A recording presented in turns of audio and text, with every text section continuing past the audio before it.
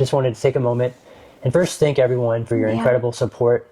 Obviously, we've had something come to the surface that's been hidden to a very small select group of people, something that we've been walking with for several years now. And to have it just fully come out, to have the truth out there, it's really been freeing in a lot of ways because we don't have to have something that we're hiding. It's out in the open.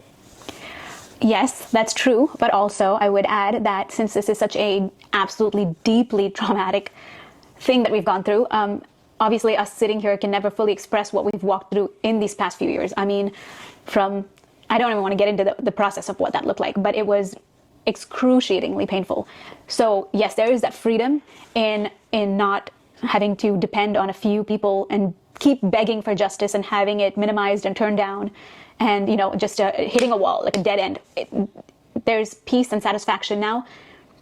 When the story came out and the way people received it, and I felt like the floodgates of justice opened on us, when everyone validated what we as parents felt, we really wanted to do a short video. This is not the time or place that we want to get into our whole story. Jonathan and I just quickly grabbed the camera, sat down here to address a few questions.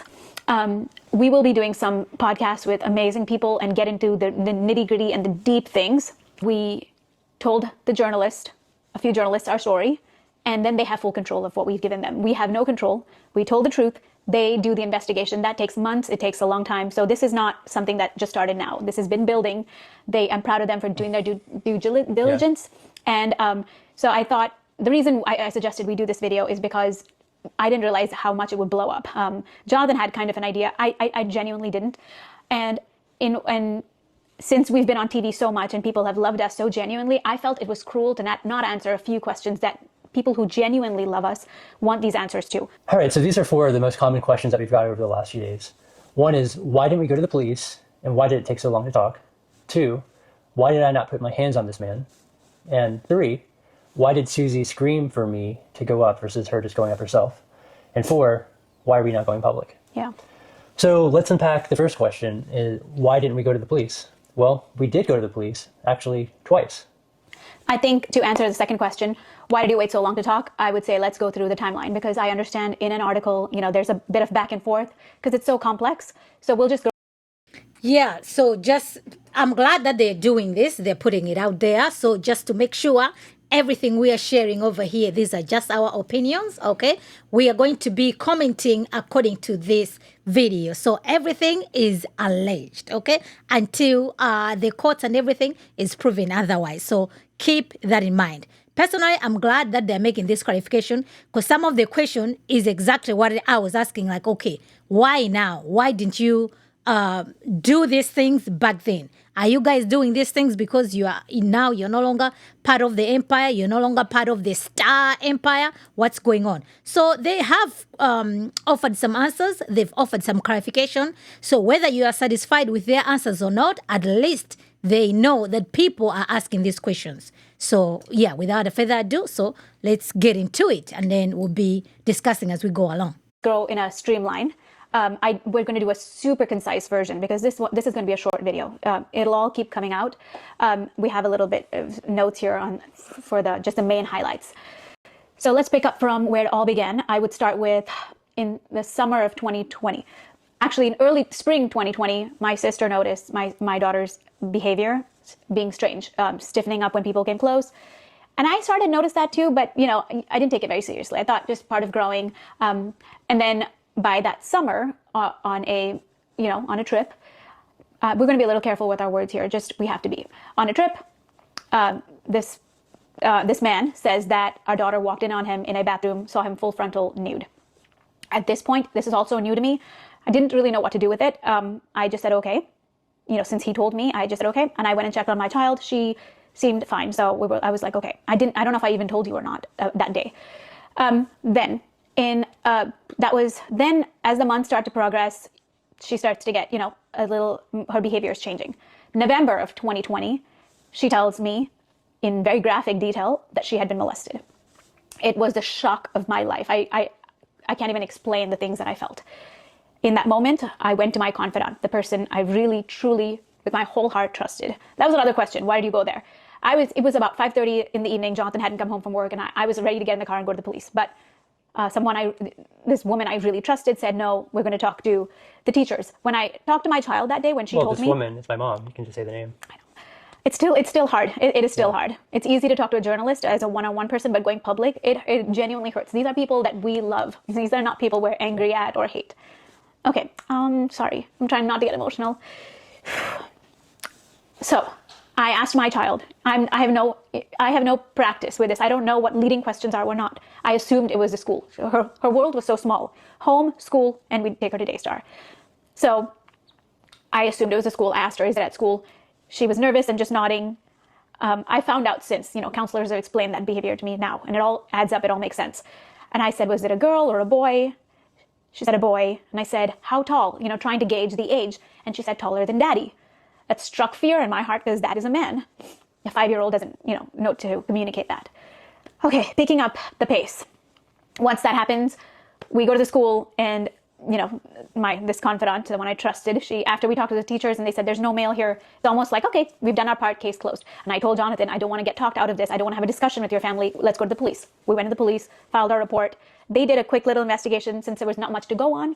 They closed the case pretty quickly because our daughter was terrified. No she wouldn't talk anymore. At the school, so they... A lot of things, small things happen from talking to, people processing, other family members reaching out with concerns. Things happen. We're more vigilant over our child. We get a nanny in the picture to keep her away. She's terrified to go to Daystar. We do, however, go on that family vacation in August of 2021. This is a big one. This would answer the question of, I guess the first question is, when you walked up that day, why did you not put your hands on the man? Well, when I walked up there and I saw Pete up there with my... That's good. Like we said, this is good that they're clarifying. But I did not miss when Suzy was explaining the steps that she ended up taking, right? And this happened, Jonathan wasn't there. And she thought, okay, let me go to the police. But before she made that move, she ended up allegedly communicating to Jonathan's mother, allegedly, right? Because Jonathan is the one who corrected that was the mother. So my question is, why would the grandmother say, let's not go to the police? Because she didn't go to the police because that's the advice that Suzy is claiming to have received, allegedly, from the grandmother. They didn't go to the police. And Suzy assumed that it was something at the kids' school. So why is Suzy doing this investigation thinking that it was at the school? What type of investigation did the authorities conduct? Because if the kid got to school, did they reach out to the school to find out what was happening? And if this happened, what would be the reaction of the grandmother to say that we'll handle it? Like, don't go to the police. To me, that's very troubling. Like, why would she suggest that? And her first thinking was like, this might be happening at the school, allegedly. So, these are still questions. Obviously, the authorities are going to dig deeper and then find out. Because according to her, that's the most person that she trusted. But she did have a good instinct of wanting to go to the police immediately. Yeah. So what is the culture that they have at the Empire, whereby, the police are secondary, but you know what I mean? You go to the Empire first to see, what the Empire is going to say about whatever the situation it might be. So a lot of answers, still questions and answers that still need to be put forward. But, we are here for it all. Thank you, guys. We do, however, go on that family vacation in August of 2021. This is a big one. This would answer the question of, I guess the first question is, when you walked up that day, why did you not put your hands on the man? Well, when I walked up there and I saw Pete up there with my daughter, I was horrified. The first thing I started doing was screaming, what are you doing? Obviously, since his hands weren't on my daughter, he wasn't in the act, he was just in the room with her. I wasn't at that time about to put hands on him or beat him up, but obviously I was horrified and I was just shouting him down, and that led to him multiple times, probably 50 times, saying, oh, I'm so sorry, I'm so sorry, I'm so sorry. So again, it felt like I caught him red-handed in doing something that he shouldn't have done. And as evidenced by the fact that Suzy saw him follow up my daughter after she had told her to change into her swimsuit. Well, so there's intent. I'll add this. To complete your answer, first, if that man's hands were on our child's body, that man would have been leaving that house in handcuffs. The police would have been called. When I saw Jonathan, because Jonathan and this man, they came down the stairs from our children's room. I guess Jonathan made him come downstairs. When I saw Jonathan, we've been married at that point, how many years? 10 years? 10 years. I had never in my 10 years ever seen Jonathan look like this. It was honestly terrifying. His eyes were bloody red. His face was blood red. He was screaming so aggressively. And that man, who is, taller than Jonathan and much more smooth, he was shaking like a leaf. Part of my anger, which I've expressed to other journalists, is that that man was so vulnerable. I felt like he was on the verge of confessing. If he had not been protected, yeah, he couldn't speak up for himself. I'm going to leave that there. It seemed that way to me. Yeah. That's how it seemed to me. Right. Until the situation was taken control of. So then comes the part about why did I scream for Jonathan? I screamed for Jonathan because I have a very long history of being extremely compliant and obedient and submissive. And this is not me saying nice things about myself. I don't know if it's even a nice thing. It is just the facts of, I always brought up multiple times and multiple witnesses of my concerns, frustrations, boundaries with my children. I was not allowed on our own children's photo shoots, the Christmas photos that were shown on the TV shows. I wasn't allowed on those. I had to just trust me. The statement, trust me. I had to trust my mother-in-law. I had to trust, that she would take care of them. And I had to do this in service to God. I had to obey and trust. And I'm not naive like I used to be. I was in my early 20s when I had my kids, and it was just programmed from then. You got to trust. You got to trust. Anytime I had any concerns, if I brought up anything that bothered me with my children, any kind of boundaries, I was shut down, scolded. These are traumatic memories. I'm not trying to be a victim. I am not a victim. I'm a very strong woman now, and God has taught me a lot. But this is the process. And that day, I just know. I know I'm not even that smart. I wouldn't have thought of this.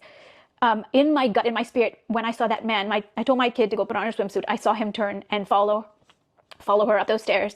And I just felt it in my gut, in my spirit, get Jonathan. They will not believe you. And that is the best thing that I could have ever done for my child. Yeah. I wouldn't change one thing, because if I had not, and Jonathan, what did you feel when I came to you? Yeah, I remember I was brushing my teeth. So I just felt a quickening in my spirit to run. And so I remember your toothbrush fell. I dropped the toothbrush. And I ran. I sprinted up, because it was on the 3rd floor and I was on the 1st floor. I had to sprint up the 2 flights of steps. And to my horror, I get up there, there's Pete. Sorry, I'm a little shaky. This is really hard to talk about. Whew. So Jonathan, I screamed. It was the best thing that I could have done for my child. I truly believe that if I did not scream for Jonathan and Jonathan didn't have such an aggressive, big reaction, today they would not even be admitting that he had followed her up the room or he was in the room. They would not. They can't deny it now because of this. And I know that gut instinct, that feeling, I'm thankful. Absolutely. Normally, am I a mama bear? Oh, you don't even know. I have gotten into so many fights. I have been beaten down and pushed into submission for being a mama bear. And I thank God with all my heart that the day came when he said enough is enough is enough. Whew, that was an intense one. Okay.